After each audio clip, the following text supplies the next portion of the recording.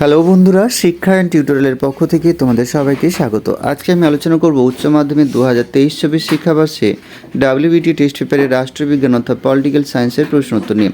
এই সেটে আমরা সমস্ত এমসিকিউ এবং এসিকিউ প্রশ্নোত্তরগুলো দেখে নেব একের দাগের একের এমসিকিউ প্রশ্ন।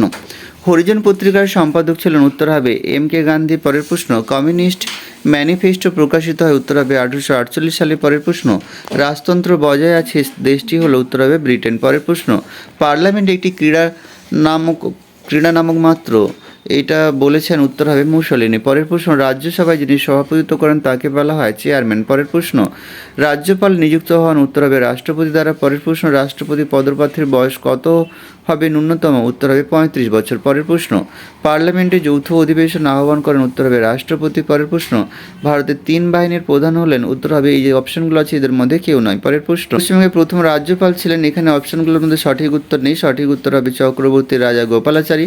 পরের প্রশ্ন, বর্তমানে কতজন বিচারপতি নিয়ে সুপ্রিম কোর্ট গঠিত হয়, উত্তর হবে 31 জন। পরের প্রশ্ন, লোক আদালতের জনক বলা হয় PN ভগবতীকে। পরের প্রশ্ন, জেলা পরিষদের মুখ্য কার্যনির্বাহক হলেন, উত্তর হবে সভাধিপতি। পরের প্রশ্ন, ন্যায় পঞ্চায়েত গঠিত হয় কতজন বিচারক নিয়ে, উত্তর হবে 5 জন। পরের প্রশ্ন, ওয়েস্টফালিয়া শান্তি চুক্তি সম্পাদিত হয়, উত্তর হবে 1648 খ্রিস্টাব্দে। পরের প্রশ্ন, মার্কিন যুক্তরাষ্ট্রের উচ্চ কক্ষের নাম হচ্ছে সিনেট। পরের প্রশ্ন, ডুমা এই আইনসভা দেখা যায়, উত্তর হবে রাশিয়ায়। পরের প্রশ্ন, ভারতের প্রথম উপরাষ্ট্রপতি ছিলেন সর্বপল্লী রাধাকৃষ্ণন। পরের প্রশ্ন, অর্থ বিল পেশ করা যায় একমাত্র লোকসভায়। পরের প্রশ্ন, সম্মিলিত জাতিপুঞ্জ প্রতিষ্ঠিত হয়, উত্তর হবে 1945 খ্রিস্টাব্দে।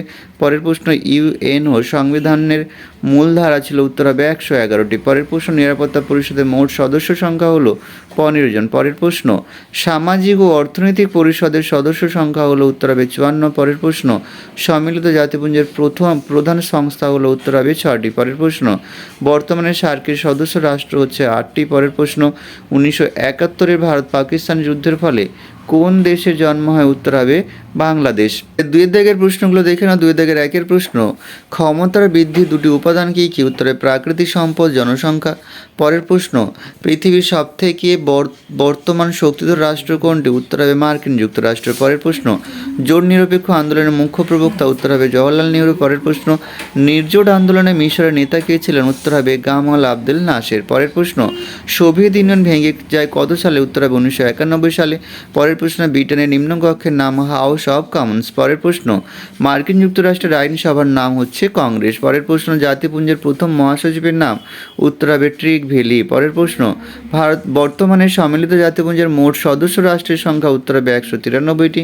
পরের প্রশ্ন, আন্তর্জাতিক বিচারালয় কোন শহরে অবস্থিত, উত্তর হবে নেদারল্যান্ডসের হেগ শহরে। পরের প্রশ্ন, ভারতের রাষ্ট্রপতিকে কোন পদ্ধতিতে পদচ্যুত করা যায়, উত্তর হবে ইমপিচমেন্ট। পরের প্রশ্ন, ভারতের স্বেচ্ছাধীন ক্ষমতা কার আছে, উত্তর হবে রাজ্যপালের। পরের প্রশ্ন, রাজ্য আইনসভার উচ্চকক্ষের নাম, উত্তর হচ্ছে বিধান পরিষদ। পরের প্রশ্ন, লোকসভায় রাষ্ট্রপতি কতজনকে মনোনীত করতে পারেন, উত্তর হবে সর্বোচ্চ 2 জনকে। পরের প্রশ্ন, সুপ্রিম কোর্টের বিচারপতিরা কত বছর বয়স পর্যন্ত স্বপদে বহাল থাকতে পারেন, উত্তর হবে 65 বছর।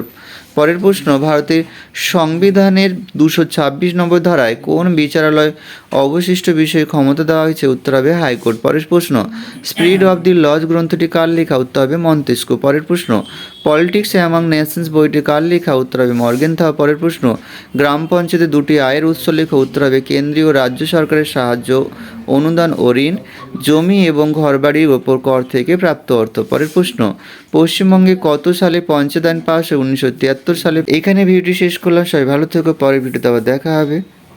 সবাই সুস্থ থেকো।